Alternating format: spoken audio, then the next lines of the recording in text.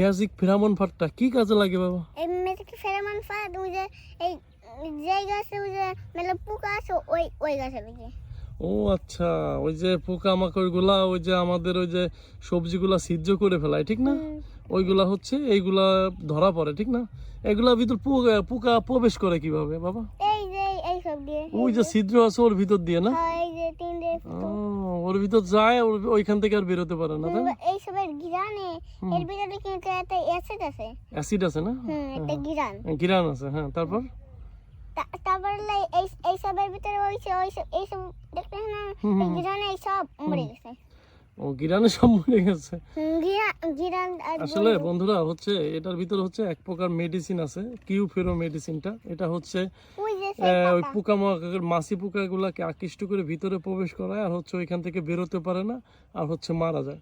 যারা কীটনাশকের বাইরে এসে এই মানে সবজি উৎপাদন করতে চান তাদের জন্য এই ম্যাজিক ফেরামনটা একটি চমৎকার একটি উদাহরণ।